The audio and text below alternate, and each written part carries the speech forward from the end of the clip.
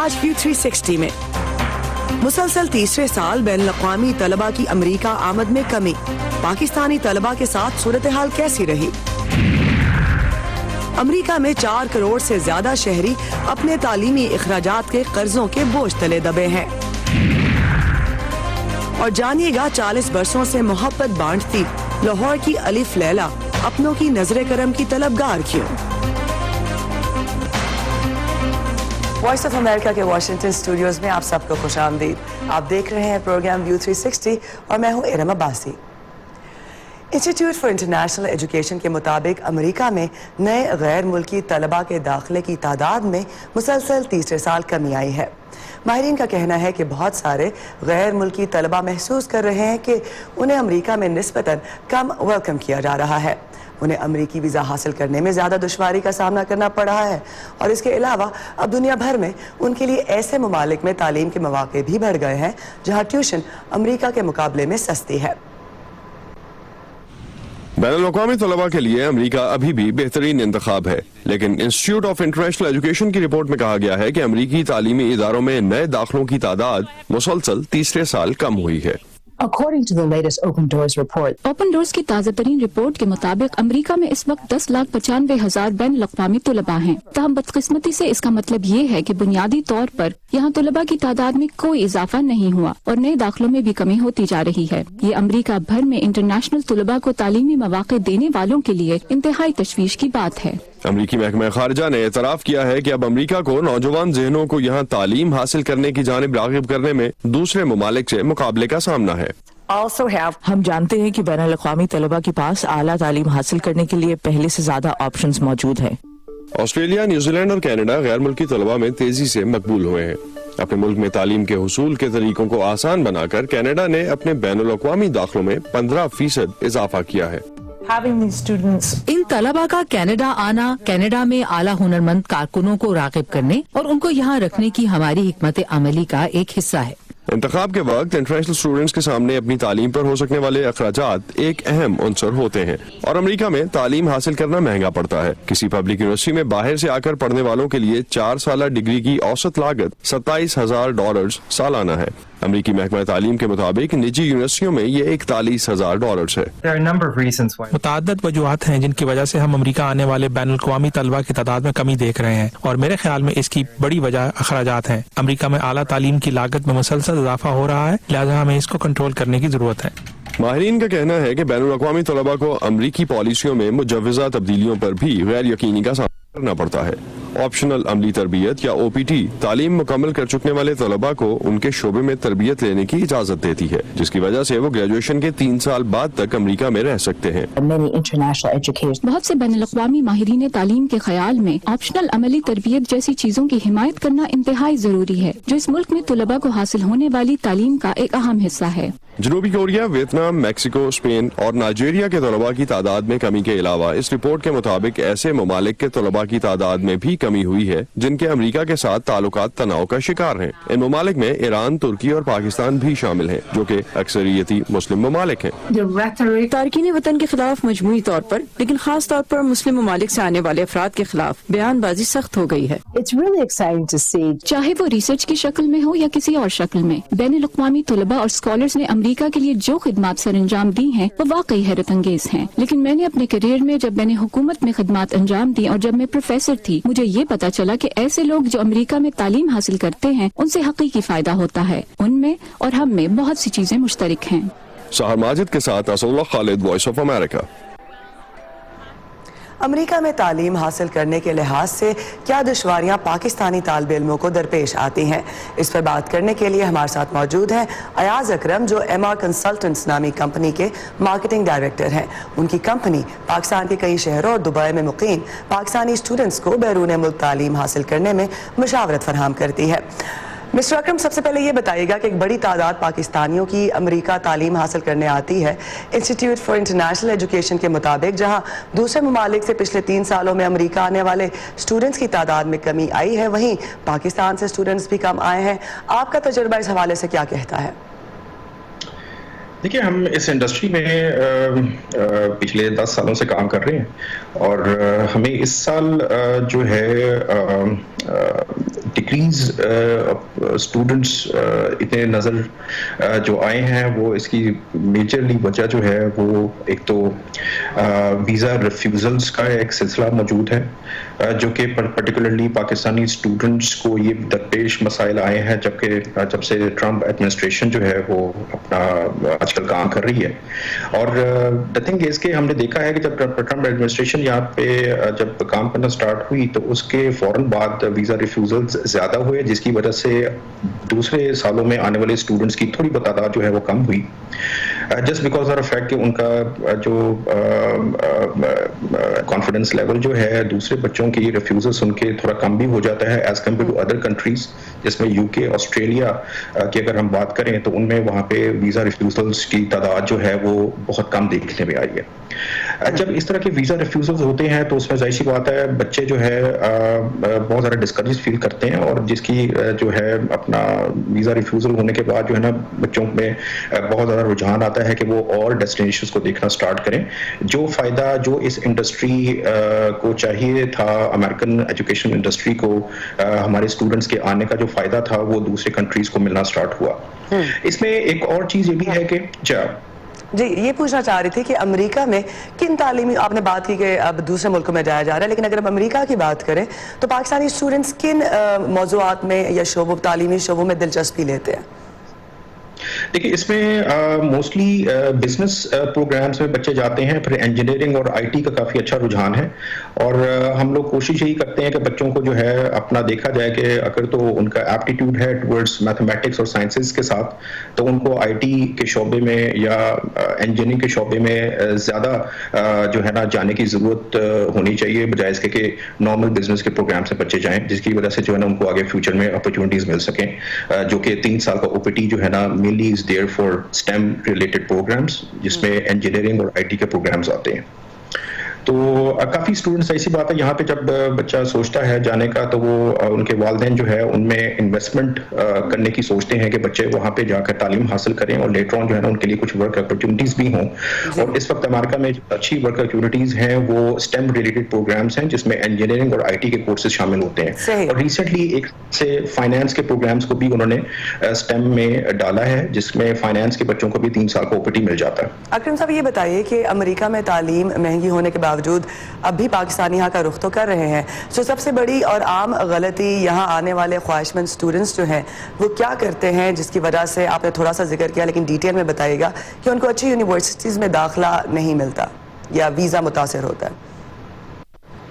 دیکھیے سب سے پہلی بات تو یہ ہے کہ ویزا کے لیے کچھ چیزوں کا خیال رکھنا بڑا ضروری ہوتا ہے جو کہ ہم اسٹوڈنٹس کو بتاتے ہیں, کیونکہ یونیورسٹی کی رینکنگ اچھی ہونی ضروری ہے, اور ان پرٹیکولر پروگرامز اور ان یونیورسٹیز کی اتنی ریسرچ ہونا ان کے لیے ضروری ہوتا ہے جس میں وہ جس میں وہ جانا چاہ رہے ہیں, اور یہ ہے کہ اس کی افورڈیبلٹی کا ہونا بھی بڑا ضروری ہے. جو بچے اکثر غلطی کرتے ہیں یہاں سے جاتے ہوئے وہ یہ ہے کہ وہاں پہ کچھ during education part time jobs میں انڈلج ہونے کی کوشش کرتے ہیں, اور کچھ والدین بھی جو کہ غلطی کر جاتے ہیں اس سلسلے میں کہ وہ اپنے بچوں کو بتاتے ہیں کہ کچھ عرصے کے لیے ہم آپ کو جو ہے فائنانس کریں گے, اور اس کے بعد جو ہے نا کچھ آپ کو بھی وہاں پہ کام کر کے کچھ فائنینشلز کو مینیج کرنے کی ضرورت پڑے گی, جبکہ ہم وہاں پہ یہاں پہ پیرنٹس کو بھی بتاتے ہیں کہ بچے کے اوپر انویسٹمنٹ کی جائے تاکہ وہ بچہ جو ہے نا اپنے 4 سالہ پروگرام بہت اچھے طریقے سے کرنے کے بعد اپنے آپ کو اس قابل بنا سکے کہ وہاں پہ اس کے لیے کوئی ورک اپرچونیٹیز موجود ہو سکیں.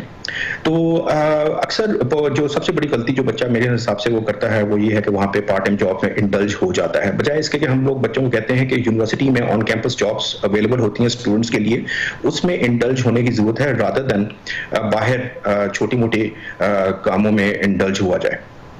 تھینک یو سو مچ. اکرم صاحب یہ بتا رہے تھے کہ پاکستانی اسٹوڈنٹس کیا غلطیاں کرتے ہیں جس کی وجہ سے ان کا ویزا متاثر ہونے کا خدشہ پیدا ہو جاتا ہے, یا پھر یہاں پر آ کر کون سے سبجیکٹس چوز کرتے ہیں جن کی وجہ سے مشکلات پیدا ہوتی ہیں. Thanks for being with us. امریکہ میں باہر سے آنے والے ہوں یا یہاں کے شہری, بیشتر لوگوں کو تعلیم مکمل کرنے کے لیے قرضوں کا سہارا لینا پڑتا ہے. امریکہ میں اسٹوڈنٹ لونز عام بات ہیں, مگر اس میں سود کی شرح اتنی زیادہ ہے کہ تعلیم مکمل کرنے کے کئی سالوں بعد بھی آپ قرضے کے بوجھ تلے دبے رہتے ہیں. یہی وجہ ہے کہ امریکی سیاست میں اسٹوڈنٹ لونز ایک اہم مسئلہ بن چکے ہیں. ایک اندازے کے مطابق اس وقت امریکہ میں تعلیم مکمل کرنے کے لیے 4.5 کروڑ سے زیادہ لوگوں نے بینکوں سے قرضہ لے رکھا ہے. اور یہ کل قرضہ 10 کھرب سے بھی زیادہ بنتا ہے. تعلیمی قرضوں کے بوجھ تلے دبے امریکی اسٹوڈنٹس میں سے ہر ایک اوسطاً $34,000 سے زیادہ کا مقروض ہے، جبکہ ایک اندازے کے مطابق اسے یہ قرضہ ادا کرنے میں کم سے کم 21 سال لگ سکتے ہیں. امریکہ میں اسٹوڈنٹ لونز کی بدولت لاکھوں کی تعداد میں نوجوان کالج کی ڈگری لینے میں کامیاب تو ہو جاتے ہیں، لیکن ان طالب علموں کی بعد کی زندگی پر ان بھاری قرضوں کے اثرات کس حد تک گہرے ہوتے ہیں. جانتے ہیں اس رپورٹ میں ایک ایسی امریکی خاتون کی کہانی جو تعلیم حاصل کرنے کے کئی سالوں بعد بھی اپنے تعلیمی اخراجات کے قرضے کے بوجھ تلے دبی ہیں. I went to high school, I got good grades. میں کالج جانا چاہتی تھی. میں نے اچھے نمبر حاصل کیے. میں نے اچھے کالج میں داخلہ لینے کی خاطر بہت محنت کی ہے. میں کالج صرف شغل کے لیے نہیں گئی. میں وہاں تعلیم حاصل کرنے گئی. دوست بنائے، رابطے بنائے اور ضابطوں کے مطابق سب کچھ کیا. لیکن اس پر میرا بہت پیسہ خرچ ہوا. تاہم میرا یہ مطلب ہرگز نہیں کہ میں نے جو تعلیم حاصل کی اس پر پشیمان ہوں. وہ میری زندگی کے بہترین سال تھے، لیکن میرے خیال میں اس کا متبادل ہونا چاہیے تھا تاکہ میرے جیسے لوگ اس حد تک پریشانی کا شکار نہ ہوں.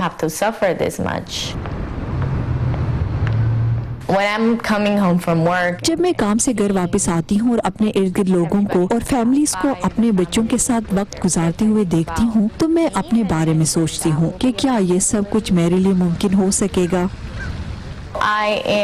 میری عمر 27 سال ہے اور مجھے آئندہ 16 سالوں تک اپنے قرضے کی قسط ادا کرنی ہوگی، کیونکہ قرضے کی ادائیگی کا میرا پلان 20 سال کا ہے. یہ پلان مجھے ہر ماہ قرضہ واپس کرنے کی کم سے کم ادائیگی کی گارنٹی دیتا ہے، جو اس وقت میں آسانی سے دے سکتی ہوں. اس کا مطلب یہ ہے کہ میں 42 سال کی عمر میں یہ سارا قرض اتارنے کے قابل ہو پاؤں گی.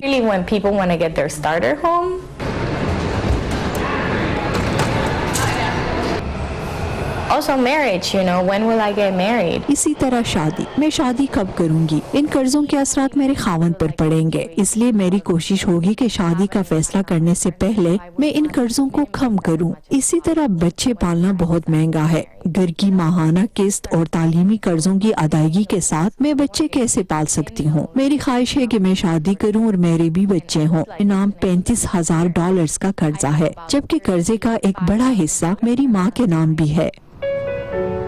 I'm definitely not the only one. یہ صورتحال صرف میری نہیں ہے. یہاں لوگ 15 کھرب کا اسٹوڈنٹ لون لے چکے ہیں. یہ بہت بڑا مسئلہ ہے. Even though this is the reality of things. اس کے باوجود کہ یہ ایک حقیقت ہے، میں اب سوچتی ہوں کہ قطع نظر اس بات کے کہ کس کا کیا بیک گراؤنڈ ہے، تعلیم تک ہر کسی کی ان کی خواہش کے مطابق رسائی ہونی چاہیے. تعلیم کے حصول کو اتنا مشکل نہیں بنانا چاہیے. مثلاً اگر میں ایک بہتر اسکول جا رہی ہوں تو اس میں کوئی رکاوٹ نہیں ہونی چاہیے. ماحولیات پر کام کرنے والی عالمی تنظیم جرمن واش نے کہا ہے کہ ماحولیاتی تبدیلیوں سے متاثرہ ملکوں میں پاکستان دنیا بھر میں 5ویں نمبر پر ہے. تفصیل کے لیے آئیے urduvoa.com پر. آپ کی کیا رائے ہے ہم سے شیئر کیجئے facebook.com/VOA اردو کے پیج پر. ٹویٹر پر ہمارا ہینڈل ہے @urduvoa.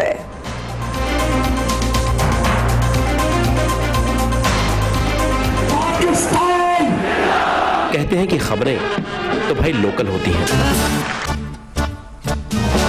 لیکن جب ہمارے اور دنیا بھر کے مسائل ایک سے لگنے لگے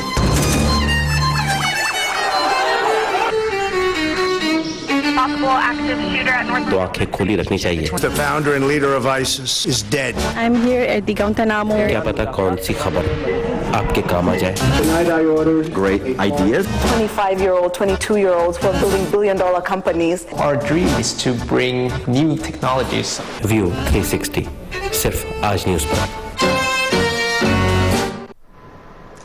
40 سال سے پیار محبت بانٹتی لاہور کی الف لیلا اپنوں کی نظر کرم کی طلبگار ہے، جس سے فائدہ اٹھانے والے تو بے شمار ہیں، لیکن اس کی بہتری میں حصہ ڈالنے والے بہت کم. یہ صرف ایک مقام سے ہی نہیں بلکہ لاہور بھر میں گھوم کر اپنی خدمات انجام دیتی ہے. الف لیلا کا قصہ سنا رہی ہیں سمن خان لاہور سے. الف لیلا کی جادوئی دنیا میں خوش آمدید. 1978 میں امریکی خاتون نے عطیہ میں ملنے والی بس میں ایک ایسی بک سوسائٹی بنائی جس کے مسافر بنے بچے. یہاں 3 سے 7 سال کی عمر کے بچے جب چاہیں آ کر کتابیں پڑھ سکتے ہیں.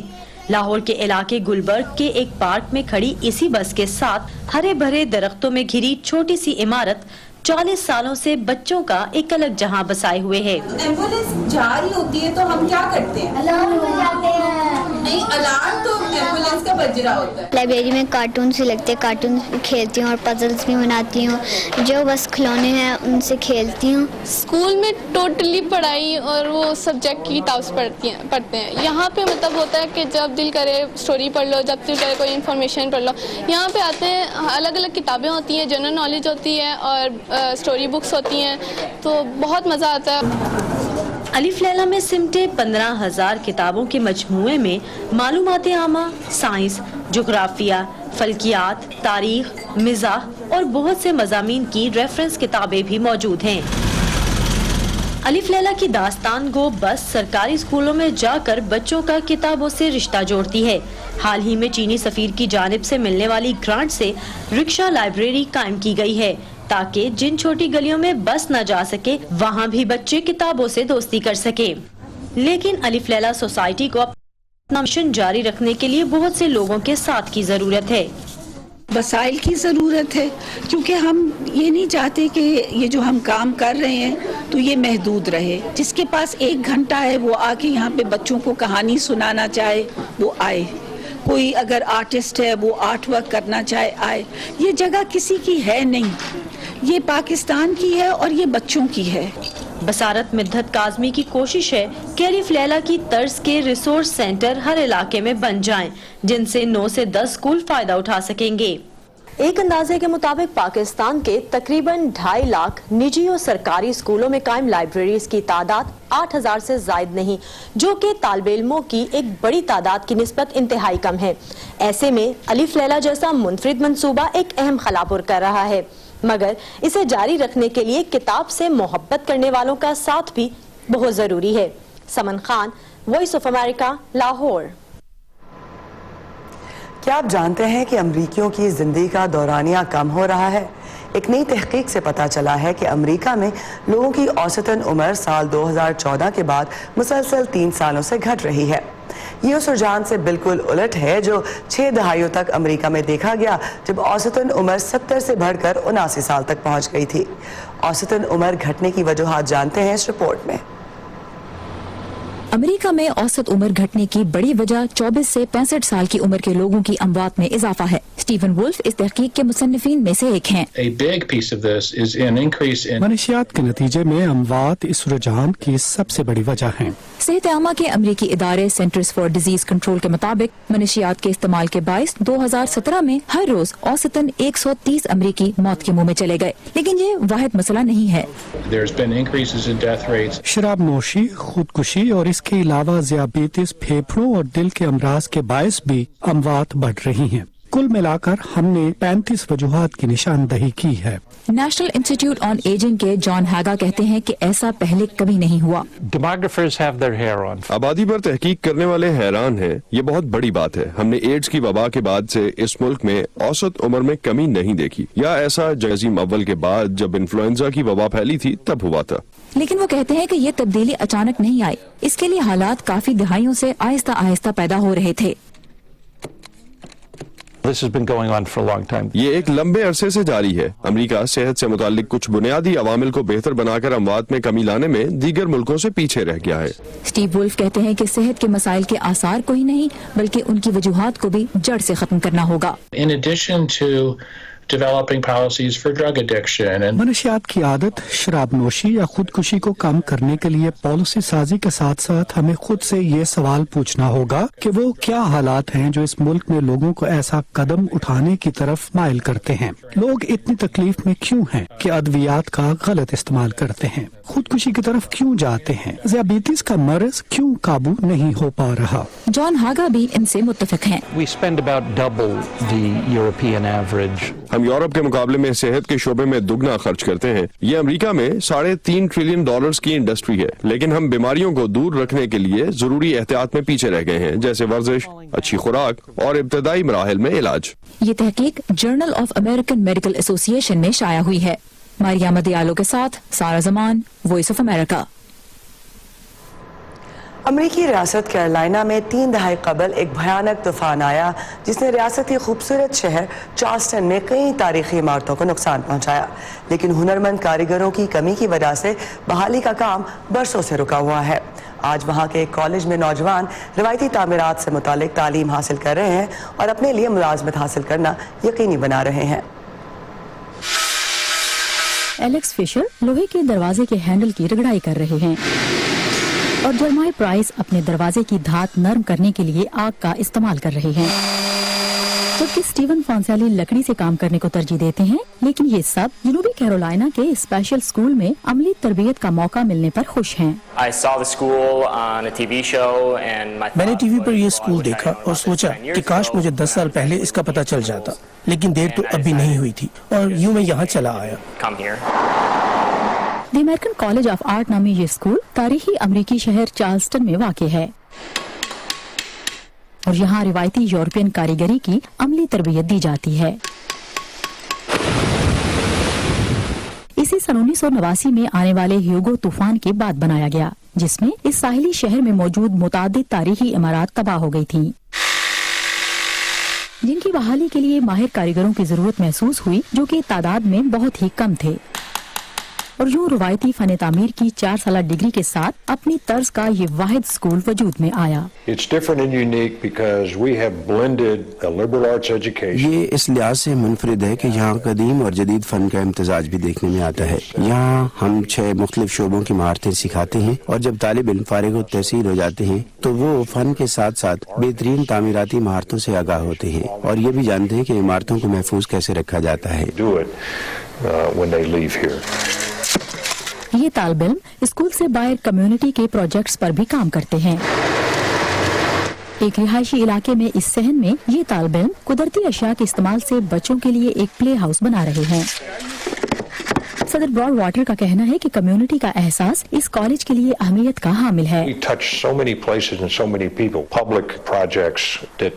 ہم کئی جگہوں پر کام کرتے ہیں اور بہت سے لوگوں کو متاثر کرتے ہیں۔ ایسے پبلک پروجیکٹس پر کام کرتے ہیں جو اس شہر اور ریاست کی خوبصورتی میں اضافہ کرتے ہیں۔ طلباء کو اپنے کام پر فخر ہے اور اسی لیے وہ یہاں آتے ہیں۔ سمیون وارن 18 سال سے یہاں تعلیم دے رہے ہیں۔ آپ 250 سالہ پرانی یادگار پر کام کر رہے ہیں اور اس کی قدر و قیمت آپ کو احساس دلاتی ہے کہ غلطی کی گنجائش نہیں ہے، اور یہ احساس کہ آپ کا کام برسوں زندہ رہے گا بہت اہمیت کا حامل ہے۔ شاید یہی وجہ ہے کہ تعلیم کے دوران ہی کئی طالب علموں کو نوکریوں کی پیشکش ہو چکی ہے۔ لی یاربرو اس تاریخی قبرستان میں خستہ کتبوں کو ٹھیک کرنے میں لگی ہیں۔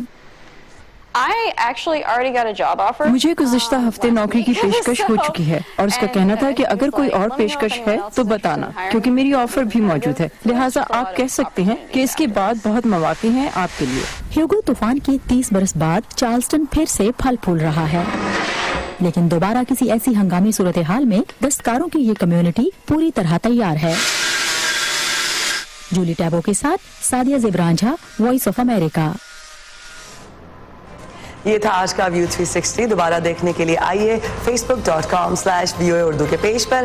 اس کے علاوہ ٹویٹر پر ہمارا ہینڈل ہے @UrduVOA، انسٹاگرام پر فالو کریں ہمیں اردو VOA پر۔ اسی کے ساتھ ارم عباسی کو دیجیے اجازت۔